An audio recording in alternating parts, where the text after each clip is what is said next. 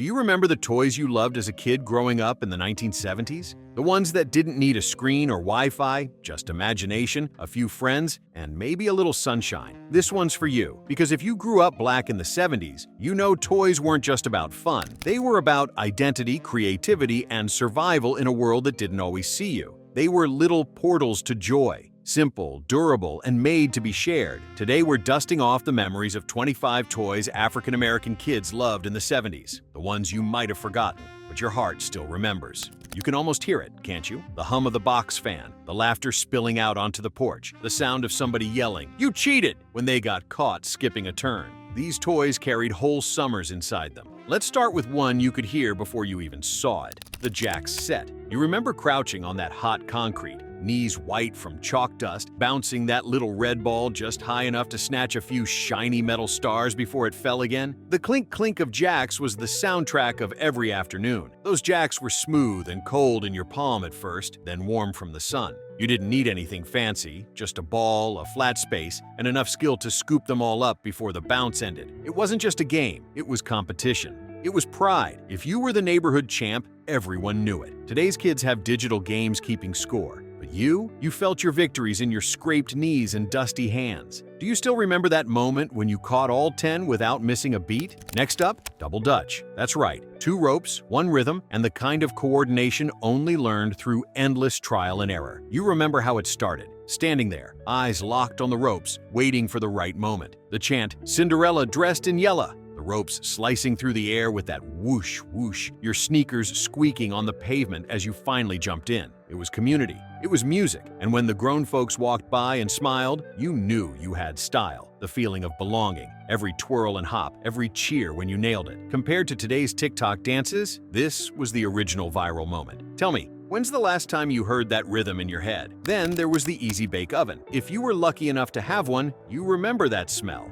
The little cakes baking under a single light bulb, the warm sweetness mixing with the smell of hair grease and Sunday dinner. That wasn't just pretend cooking. That was real cooking to a kid who watched mama or grandma run the kitchen like an empire. You mixed your little packet, slid it in, and waited. Patience was part of the recipe. And when you finally took that cake out, you were a chef. Today's kids get DoorDash. Back then, you had to earn your treat. And didn't it taste better that way?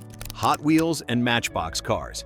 Every boy in the neighborhood had a small metal fleet tucked in a shoebox somewhere. You'd race them down makeshift tracks made from couch cushions or dirt ramps in the yard. The paint would chip, the wheels would squeak, but that didn't matter. You could spend hours arguing whose car was faster, your blue Camaro or your cousin's red Mustang. It wasn't about brand or collector's value back then, it was about the freedom of play, the dream of driving someday, of being grown and in control. You could feel it, couldn't you? That thrill of saying, "Mine's faster," even when it wasn't. And who could forget the Viewmaster, that little red viewer that transported you to worlds far away? You clicked through pictures of Disneyland, animals, even outer space. But for a lot of black kids, it was one of the first times we saw the wider world without leaving our living rooms. You'd squint through the lenses, sunlight catching your eyelashes, and for a moment, you were there. It wasn't a toy, it was an escape. No CGI, no VR goggles, just wonder in a plastic viewer. You think about it now and you realize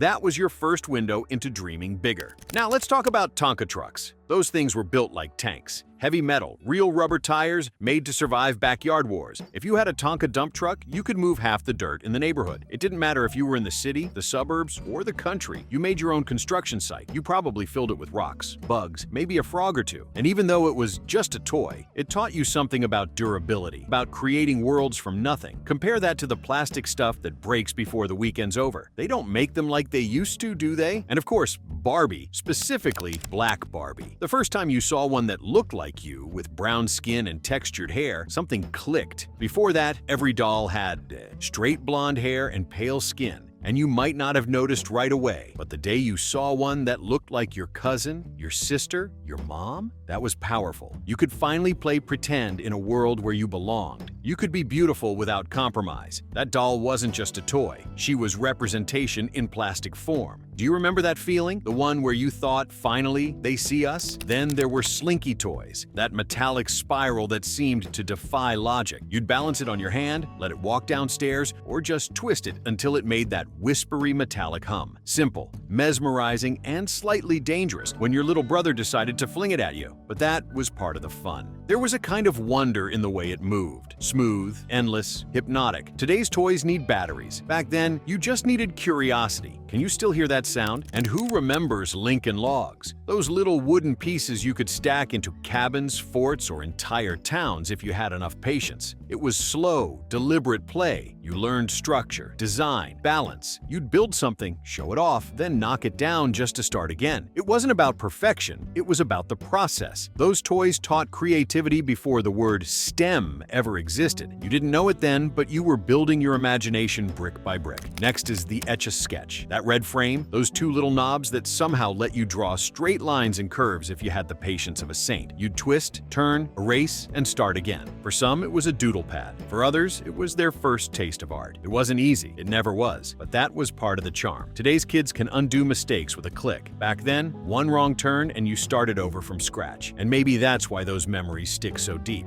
because every picture, every game, every laugh was earned. You see, these weren't just toys. They were the mirrors and motors of our childhood. They reflected who we were becoming, and they moved us toward who we wanted to be. The world's changed since then, but if you close your eyes, you can still hear the echoes, because somewhere in the back of your mind, that little red ball is still bouncing. You can't talk about growing up in the 70s without bringing up the spirograph. That plastic ring with holes and tiny gears, it looked complicated, but once you got the hang of it, magic happened. You'd stick your pen in one of the holes, turn the wheel, and suddenly there were spirals and loops blooming across the paper like neon flowers. The whole living room smelled like ink and paper, and you'd stare at your masterpiece like you'd just invented geometry. Sometimes the pen slipped and the pattern broke, but that was okay. You'd start again, and that little click-click of plastic on paper became its own rhythm. Today, there's digital drawing tablets that do the work for you, but the spirograph made you the artist. You remember leaning over the table, tongue poking out just a little in concentration, trying not to mess up that perfect circle? And if you were lucky, you might have had the light bright. Black paper, a glowing board, and those tiny colored pegs that you'd press in until your fingers hurt. You'd sit in the dark, the hum of the light bulb mixing with quiet music on the radio, maybe the Isley Brothers or Marvin Gaye, and your whole creation would come alive. Light bright, making things with light. The jingle still lingers in your memory. Each tiny hole of light was a burst of imagination. You didn't need anyone to tell you what to make. You just created. Nowadays, screens do all the shining, but you made your light shine, one tiny peg at a time. Then there was the Rock'em Sock'em robots, two plastic fighters in a tiny ring, one red, one blue, punching each other's heads off with a satisfying pop. You could hear the laughter from the next room as two cousins battled for bragging rights. The winner wasn't just the one who landed the punch, but the one who made everyone laugh the hardest. It was loud, fast, and fueled by pure fun. And when that robot's head finally popped up, you felt unstoppable. Today's games have leaderboards. Back then, all you needed was a good right hook and a loud gotcha. You still remember that sound, don't you? The big wheel. Now this one. This was Freedom, a low-riding tricycle made of hard plastic that could handle any sidewalk, any block, any hill. You remember the feel of the molded handlebars under your fingers, the way your sneakers slapped against the pedals, that wild spin when you slammed the brake handle. You didn't just ride it, you ruled it. You could race your friends, pop a spin, or just cruise until the streetlights flicked on. When you saw that red, yellow, and blue blur flying down the road, you knew someone was living their best life. Today's kids might have hoverboards, but they'll never know the sound of those plastic tires skidding on pavement at full speed. You ever get that rush in your chest when you think about that first downhill race? Then there was the Baby Alive doll. She could eat, drink, and even make a mess, something kids found endlessly funny and fascinating. For little girls especially, Baby Alive wasn't just a doll. It was a crash course in care. You'd feed her from a bottle, wipe her face, talk to her like she was real. You'd pretend to be the mom, copying what you saw your mother or aunt do.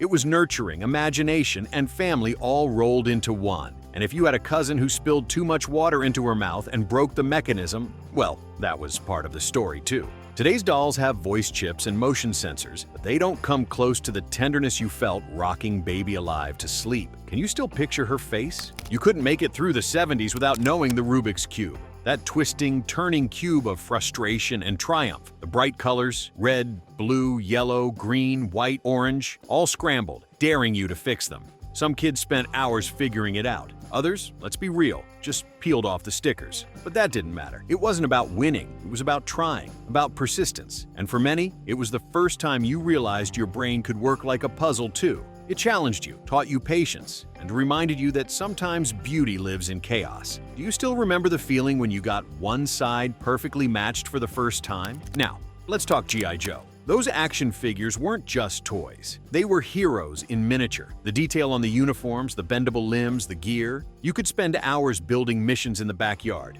battling imaginary enemies. The commercial said, a real American hero. But for you, G.I. Joe was whoever you wanted him to be. He could look like your uncle coming home from the service or the man who fixed cars down the street. He was a symbol of bravery. And when you paired him with your toy soldiers or Matchbox cars, it felt like you were directing your own little movie. Today, kids can stream endless stories, but you created yours. You ever find yourself humming that old theme song, The Magic 8-Ball? It was simple but mysterious. You'd shake that glossy black sphere and ask your question, will I get my bike this Christmas? And wait as the little blue triangle floated up through the murky window. Ask again later. It was like holding a secret oracle in your hands. For a generation that had to make their own entertainment, the Magic 8-Ball was pure magic. It made you believe that maybe, just maybe, luck could listen. Do you remember the suspense of watching those words appear, one bubble at a time?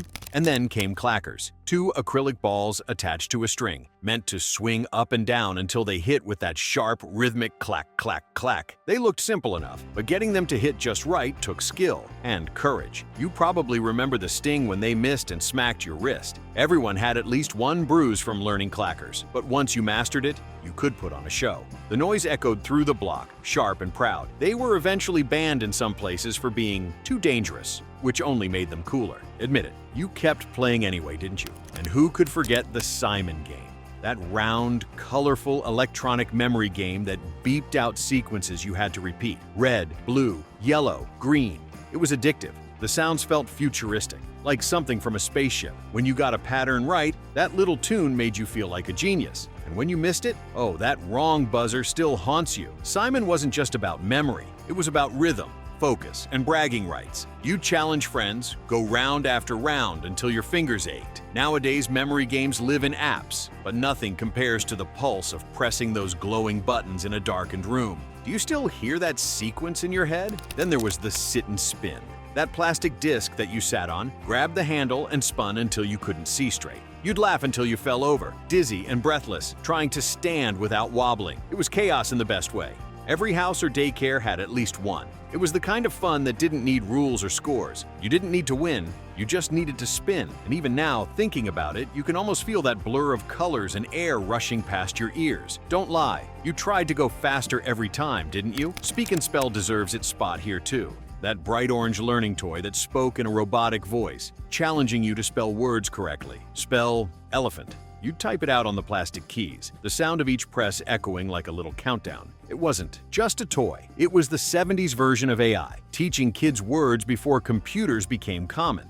For a lot of black kids, it was their first introduction to technology, a bridge between play and possibility. And if you ever took it to school for show and tell, you were instantly the cool kid. Can you still hear that mechanical voice in your head? And then, the skateboard. Long before half pipes and sponsorships, there were simple wooden boards with metal wheels that rattled on every crack. You didn't need ramps. The sidewalk was your playground. You learned balance, grit, and resilience every time you fell. And you did fall. But then you got back up. You'd practice until the motion felt like flying. For kids in the 70s, skateboarding was rebellion, and freedom rolled into one. You could feel the world move beneath your feet, the wind whipping your hair. The grown-ups called it dangerous. You called it living. You still remember the scrape of asphalt against your palms, don't you? You can't talk about that era without mentioning the hula hoop. It's older than the 70s, sure, but that decade made it ours. You'd step out on the porch, hips swinging, the plastic hoop spinning around your waist like you were in your own little disco routine. The laughter from the sidewalk, the clatter of the hoop when it dropped. It was all part of the fun. And if you were good, you could make it spin on your arm, your neck, even your ankle. Hula hoops weren't just toys. They were talent shows, right there on the block. The smooth plastic caught the sunlight, sometimes scuffed, sometimes cracked, but it didn't matter. That steady rhythm, swish, swish, swish, was hypnotic. These days, they've got weighted fitness hoops, but nothing beats that childhood pride when you finally hit 10 spins without letting it fall. You remember the cheers from the sidewalk, don't you? Now let's bring in one of the most timeless toys of all, the yo-yo. If you had one of those Duncan wooden ones, or even the plastic ones with glitter inside, you were that kid. It wasn't just up and down. You had tricks. Walk the dog, around the world, rock the baby. You could hear that click and spin echo off brick walls as you practiced for hours. The yo-yo taught patience, rhythm, and the power of muscle memory. It was frustrating, sure, but when you finally got it right, the whole world stopped for that moment of smooth motion. And if you had a light-up yo-yo, you were a neighborhood superstar. The sound, the flick of the wrist, that perfect spin, it's like muscle memory even now. Tell me, could your hands still do it if someone handed you one today? And then there was the Etch-a-Sketch's cousin, the Magna Doodle. Remember that gray board with the little magnetic stylus? You could draw whatever you wanted, then erase it with a swipe of that bar at the bottom. Clean slate. Every time. It was simple, quiet, and somehow deeply satisfying. The lines were clean.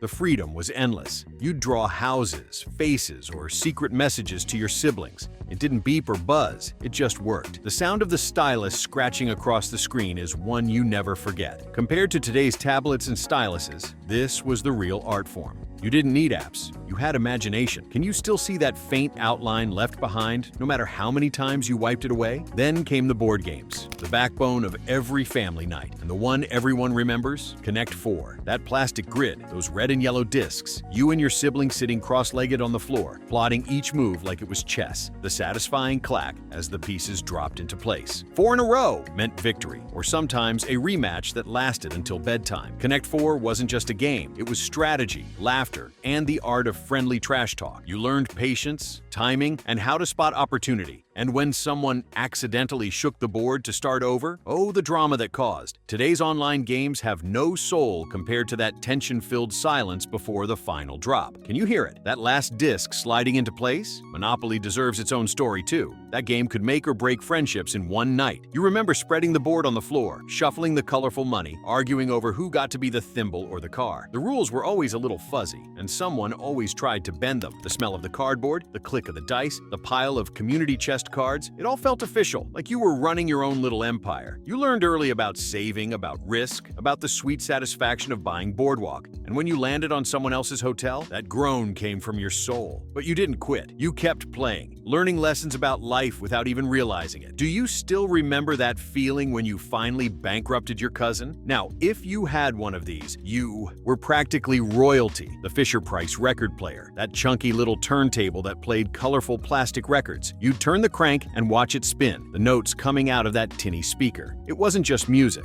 it was a doorway to rhythm. You didn't know it then, but that toy was planting seeds, teaching your ear to recognize melodies, patterns, beats. It was the start of a lifelong relationship with sound. For many kids, especially in Black households filled with Motown and soul, that toy was a bridge between playtime and music. You might have gone from spinning toy records to watching your dad change the needle on the real one. That little record player was the first time you held the power of music in your hands. Can you still hum that tune? It always seemed to play a little off-key. Then came the Easy Rider trike, the cooler, sleeker cousin of the big wheel. You could sit low, lean back, and pedal like you were the star of your own movie. The chrome handlebars gleamed under the sun, and that plastic front wheel, it screamed across the pavement. You'd race your friends down the block until somebody's mama yelled for them to come in. You felt unstoppable. Wind in your hair, sweat on your forehead, nothing but freedom ahead. The world looked different from that seat, wide, endless, and full of promise. That trike didn't just move your body, it moved your imagination. Today's kids have electric scooters. Back then, you had horsepower in your legs. Can you still picture that curve of the handlebars? And then, of course, the Raggedy Ann and Andy dolls. Soft, simple, with that stitched red smile and button eyes. For a lot of kids, those dolls were the first things they ever took care of, the first faces they whispered secrets to. They smelled like fabric and home. You could carry them everywhere, drag them through the yard, and they'd still smile back. And if you had a grandmother who sewed, she might have made one that looked like you. Dark fabric, brown yarn hair, love in every stitch. Those dolls were proof that comfort didn't come from perfection, but from care. Do you still remember how that fabric felt in your hands? Next is the record itself. Because let's be real, music was its own toy. You remember the feeling of putting that vinyl on the turntable, watching the needle drop, hearing that soft crackle before the sound kicked in. Maybe it was the Jackson 5, or Stevie Wonder, or Earth, Wind and Fire. You'd grab a hairbrush, stand in front of the mirror, and that was your microphone. The living room became your stage. You weren't just a kid, you were a star. Those moments shaped you, gave you rhythm and confidence. Music taught you joy. It taught you imagination. And sometimes when you play those same songs now, you can almost feel the carpet under your bare feet again. You know, when you look back at all those toys, the Jacks, the Viewmaster, the Big Wheel, the Rubik's Cube, they weren't just things you played with. They were chapters in a story, your story. The story of growing up in a time when imagination was your greatest technology, when community raised you, and when joy was homemade. You didn't need expensive gadgets or blinking lights to be entertained. You had each other. The block, the porch, the living room floor, those were your playgrounds. There was a beauty in that simplicity, a kind of freedom that came from not needing much to feel full. You learned to create something out of almost nothing. And those toys, they were more than fun. They were training grounds for life. When you played double dutch, you learned rhythm, timing, teamwork. You learned how to jump in when life's ropes were already moving. When you twisted the Rubik's Cube, you learned persistence, the quiet patience of figuring things out. The Easy Bake Oven taught you pride in creating, even if the cake came out lopsided. And when you sat cross-legged, eyes glued to that little red Viewmaster, you learned to dream beyond what you could see around you. Those games weren't distractions. They were mirrors. They showed you what kind of person you were becoming. And in a time when not every toy store shelf reflected your face or your family, you made your own space. You took Barbie and gave her brown skin and curly hair with a comb and some imagination. You made G.I. Joe look like your uncle by cutting his hair short and giving him a marker fade. You personalized your world because you had to, and that's what made it powerful. You didn't wait for someone else to tell you who you could be. You played your way into your own story. And let's be honest, Black childhood joy in the 70s wasn't just innocent. It was revolutionary. It was resistance wrapped in laughter. Because for every headline that showed pain or struggle, there was a backyard somewhere filled with kids jumping rope, laughing until their stomachs hurt. There were mothers braiding hair while the radio played, fathers fixing bikes in the driveway, cousins arguing over Monopoly. You didn't realize it then, but you were part of something sacred. That joy, that ability to find light in the cracks, is what kept our communities strong. You might have outgrown those toys, but you never outgrew the lessons they left behind. That feeling of pride when you won a round to Connect 4, that's still in you. That creativity that came alive with a spirograph or Light Bright, still there. That determination from learning to ride your big wheel down the hill without wiping out, it's in every risk you've taken since. Each toy carried a little message. Jacks taught you focus. Double Dutch taught you rhythm and timing. Hot Wheels taught you to dream about motion and freedom. Barbie taught you to see beauty in yourself. Tonka trucks taught you strength. Clackers taught you balance and pain management, if we're being honest. Monopoly taught you to think ahead. Light Bright taught you how to make something shine in the dark. And altogether, they taught you how to be. When you look around now at tablets, smartphones, endless entertainment on demand, you realize something's missing. Today's kids have everything but boredom, and boredom was where your imagination lived. It's what made you invent games from nothing, turn sticks into drumsticks, sidewalks into chalk murals, and shoeboxes into doll houses. There's something special about growing up in a world that didn't hand you everything. It made you curious, it made you inventive, it made you alive, and maybe that's why these memories still matter. Because when life gets complicated, it helps to remember that you once found happiness in a 10-cent ball and a patch of sunlight. You remember how it felt to laugh until your sides hurt. You remember your mama calling you in before the streetlights came on. You remember the neighborhood kids running through sprinklers, someone yelling, "One more game," even though it was almost bedtime. Those weren't just toys. Those were the threads of your childhood, woven into the soundtrack of the 70s, a time when families stayed outside late, when radios played the OJs and Parliament Funkadelic, when you could smell barbecue smoke drifting through the block and kids used imagination imagination like oxygen. Maybe that's what made it so special. Nothing was disposable. Toys were passed down, repaired, shared. If your doll lost an arm, you taped it. If your truck broke a wheel, you fixed it with a paperclip.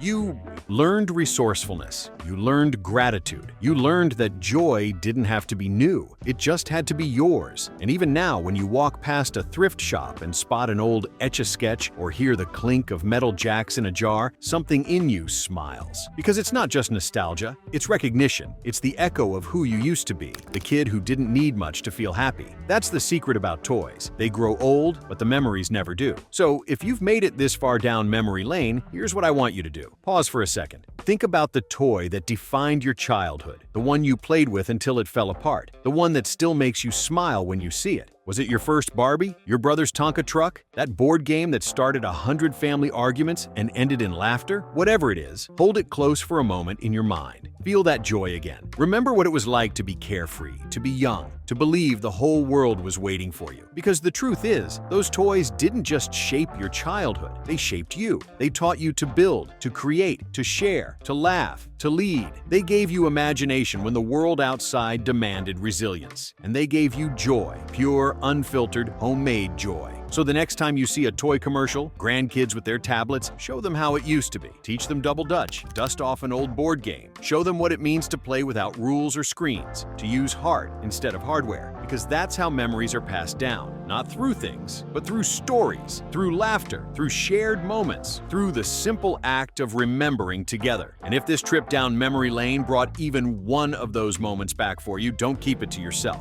Share it. Tell us, what was the toy you loved the most growing up? Was it one of these? Or was it something only your block had? Something that made your childhood uniquely yours? Drop it in the comments below. Let's see which memories we all share. Because this isn't just a list, it's a time capsule, a celebration of every scraped knee, every kitchen table victory, every sunlit afternoon spent lost in play. You remember it now, don't you? The joy, the laughter, the freedom? That's what this was always about. And maybe, just maybe, remembering how we played back then can remind us how to live right now. So if this video stirred something in you, if it made you smile, if it brought you back even for a second, make sure to like this video, subscribe for more memories like this, and share it with someone who grew up right alongside you. Because joy shared is joy multiplied. And somewhere deep inside, that kid with the jacks and the jump rope is still waiting, still ready to play. Click on one of the cards on your screen to see more videos like this.